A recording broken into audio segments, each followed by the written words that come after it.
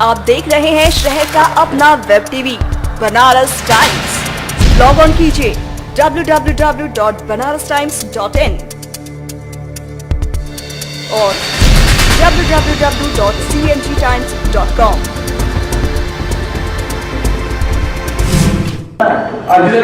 व्यस्त बोलता है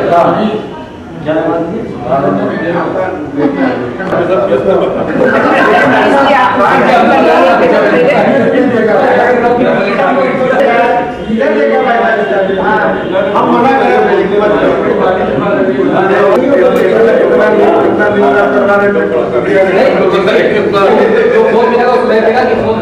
बाद में बात लेकिन आप गलती है कि मतलब कर रहे हैं तो आपको मिलेगा वही रहा है मिले जनता जाने की हाँ भाई आज लोग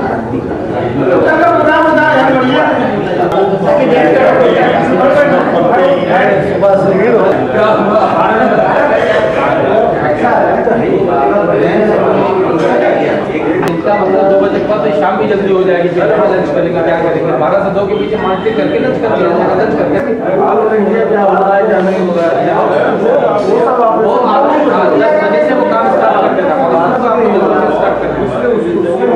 12 बजे उठना है। 2 घंटे आप अपना समय देके हर थोड़ा सा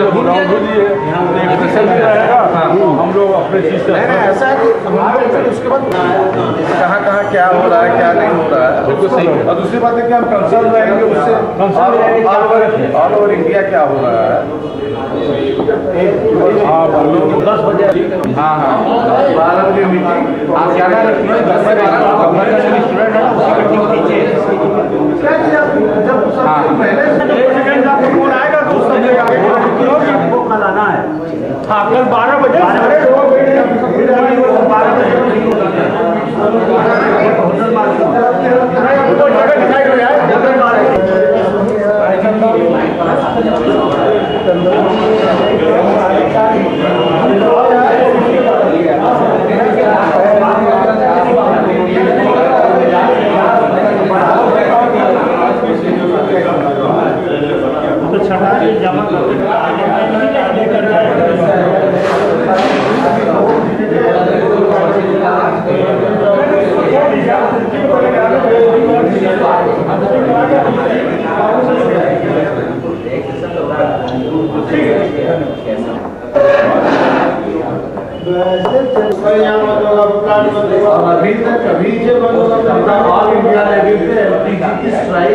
अभी इसका इम्पैक्ट क्या आएगा गवर्नमेंट पे, अभी गवर्नमेंट इसीलिए आकलन कर रहे, नहीं तो फिर उसके पहले ही वो बंद कर देते कुछ होता यही है कि पहले ही खुल जाए कहीं ना कहीं समझौता वार्ता करके।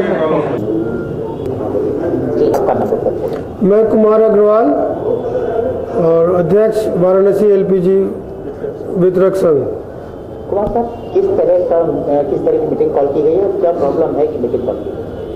हमारी जो ऑल इंडिया अखिल भारतीय संस्था है, all India LPG distributors association, इन्होंने ऑल इंडिया स्ट्राइक की कॉल दी है, इंडेफिनिट स्ट्राइक। क्यों? कारण है हमारे और हम लोग के ऑयल कंपनीज में भारत पेट्रोलियम, इंडियन ऑयल और हिंदुस्तान पेट्रोलियम सभी आते हैं। उनके बीच में वैचारिक मतभेद है, जिसको कि हम पिछले 1-2 माह से जैसे हम लोग दूर करने की कोशिश कर रहे हैं। दिल्ली में एक बृहत मार्च हुई थी जिसमें मिजोरम, नॉर्थ ईस्ट से, साउथ से, बॉम्बे और गुजरात से, राजस्थान से सब जगह के डिस्ट्रीब्यूटर गए थे। बनारस से भी 7-8 डिस्ट्रीब्यूटर गए थे, महिला डिस्ट्रीब्यूटर भी थी और विकलांग भी गए थे। और एक जंतर मंतर पे धरना प्रदर्शन हुआ, फिर सेक्रेटरी साहब ने बुलाया, पेट्रोलियम सेक्रेटरी ने, उनके संग हम लोग के प्रतिनिधियों की वार्ता हुई, राज्य मंत्री के संग वार्ता हुई, तब मार्केटिंग गाइडलाइन को उन्होंने स्टे कर दिया और उसको निवारण हेतु हम लोग की वार्ता हो रही थी। इस बीच में 21 तारीख को उसको उन्होंने पुनः थोड़े बहुत संशोधन के साथ लागू कर दिया। ये संशोधन और जो अभी लागू किया है वो हम लोग का मान्य नहीं है, क्योंकि इससे एक फिर से इंस्पेक्टर राज कायम हो जाएगा। बात बात पे कोई की वर्दी प्रेस है, कोई की वर्दी प्रेस नहीं हुई है, आधी घंटा देर से दुकान खुली या और कुछ बात है, किसी की रिफिल पहले पहुंची आगे पहुंची, जो कि सुनने में ठीक लगता है, लेकिन इतना प्रैक्टिकल काम है, जाड़ा गर्मी बरसात कोहरा है कुछ है, हमको काम करना है, तो वो संभव नहीं है। कुमार साहब, इस तरह की प्रॉब्लम होगी कस्टमर को, क्या ऐसा नहीं लगता कि गवर्नमेंट के मामले सुलझाने के पक्षधर है? बिल्कुल बिल्कुल, हम लोग का भी ध्येय है कि हम लोग के भी सरकार ग्राहक को हम लोग सर्वोपरि मानते हैं और उसकी सुविधा का ख्याल करते हुए इस बार भी हम लोगों ने 19 kg और उनको मुक्त रखा है अपने से। सरकार भी वार्ता मेरे ख्याल से आज या कल में होनी चाहिए, तो 24 घंटा या 48 घंटे के अंदर निर्णय आ जाना चाहिए। कुछ वाराणसी में कुल कितना एलपीजी दिक्कत है? कहाँ पे? वाराणसी में 33 है सर, जिसमें इंडियन ऑयल, भारत पेट्रोलियम और हिंदुस्तान पेट्रोलियम सभी सम्मिलित है। तो रात तक जो निर्णय आएगा या कल?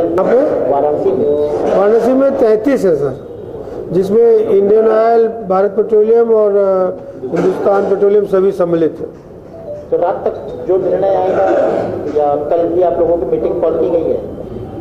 कल भी हम लोग कहीं ना कहीं एकत्र तो होंगे, जो हम लोग को ऑल इंडिया से निर्देश आएंगे उसको रखना है, और कल शोरूम और गोदाम दोनों बंद रहेगा, और ग्राहकों को जो एक दिन के लिए दिक्कत होगी उसके लिए असुविधा के लिए हम खेद प्रकट करते हैं। कुमार साहब, इससे मुख्य रूप से किसको ज्यादा राजस्व सरकार को ज्यादा नुकसान होगा या ग्राहकों को? ग्राहकों को नुकसान नहीं होगा, उनका तो गैस बचेगी, लेकिन डिस्ट्रीब्यूटर को नुकसान होगा। जो हमारा प्रतिदिन का हमारा तो बिल है, चलती रहेगी, किराया दुकान का चलेगा ही, गोदाम का किराया चलेगा ही, सर्विस जो है वो सैलरी देना ही पड़ेगा, वेतन, नुकसान हमारा होगा। अशोक कुमार चौरसिया, डिस्ट्रीब्यूटर, भारत पेट्रोलियम। अशोक जी, किस तरह के प्रॉब्लम को लेके आप लोग स्ट्राइक करने? ऐसा है कि एमडीजी जो इस बार इन्होंने लागू किया, उस पर हमारी ऑल इंडिया एसोसिएशन ने हमेशा से निवेदन करते आए ऑयल कंपनीज को, इवन मिनिस्ट्रीज को, कि जो भी गाइडलाइन बनाया जाए उसमें हमारी भी भागीदारी आप रखें, हमारे सुझाव को रखें, जिसको इन्होंने अनदेखा किया। आज के समय में प्रैक्टिकल प्रॉब्लम्स बहुत हैं, उस चीज़ को भी इन लोगों ने गौर नहीं किया, जिसके लिए हमारा ऑल इंडिया एसोसिएशन इसके विरुद्ध है। और ये हमारे 27 साल के अनुभव में ये पहला स्ट्राइक ऑल इंडिया लेवल पे होने जा रहा है। अभी 6 तारीख को हम लोग ने इसका प्रोटेस्ट मार्च भी इसी के उपलक्ष्य में किया था, पर उस पर भी कोई तवज्जो नहीं दिया गया। और हिंदुस्तान में लगभग 13,500 डिस्ट्रीब्यूटर्स हैं, उनमें से 4,500 डिस्ट्रीब्यूटर्स दिल्ली में अभी जंतर मंतर पर हम लोगों ने अपना प्रदर्शन किया था। हमें उम्मीद है कि इस प्रयास से उपभोक्ताओं को थोड़ा कष्ट तो जरूर होगा, पर आगे आने वाले समय में कस्टमर्स को जो सुविधाएं हम लोग देना चाहते हैं वो मिलेगा। आपको ध्यान होगा कि विगत 2 साल से गैस की किल्लत नहीं आई है, क्योंकि उसमें हम लोग की सर्विसेज भी इन्वॉल्व थे, और हम लोग का भरसक कोशिश ये रहता है, चाहे ऑयल कंपनीज हो चाहे उपभोक्ता हो, कि हम लोग का आपस में जो समन्वय बना है वो एक सा बना रहे। पर एमडीजी जो आ रही है, इसमें हम लोग का बहुत शोषण होने जा रहा है, इसलिए इसका हम विरोध कर रहे हैं। कस्टमर को जो दिक्कतें होंगी उसके लिए अब इसके लिए हम खेद ही प्रकट करेंगे, क्योंकि अभी तक इस तरह का स्ट्राइक हम लोगों ने हिंदुस्तान में कभी किया नहीं है। और ये जो अनिश्चितकालीन हड़ताल है, तो इसमें होम डिलीवरी, गोदाम की डिलीवरी सब बंद रहेंगे, इवन एजेंसीज भी बंद रहेंगी, तो कस्टमर्स को थोड़ा दिक्कत तो होगी। अगर इस स्ट्राइक से भी गवर्नमेंट बात नहीं सुनने को तैयार होगी तो अगला स्टेप? अभी ऑल इंडिया लेवल पे तो हम लोगों ने अनिश्चितकालीन हड़ताल को ही घोषित किया है कि गवर्नमेंट को इस पर कुछ न कुछ हम लोग की बात मानने के लिए तैयार होना पड़ेगा। और गवर्नमेंट को इसी बात की जानकारी हमारे तीनों ऑयल कंपनीज को, ईडी को पहले से भी इंटीमेट कर दी गई है, ताकि वो इस पर सहानुभूतिपूर्वक विचार करके कुछ हल निकालें, जिससे हाँ चीफ सभी को सूचना भेजी जा चुकी है। हमें उम्मीद है कि आज नहीं तो कल में इनको कुछ न कुछ निर्णय लेना पड़ेगा।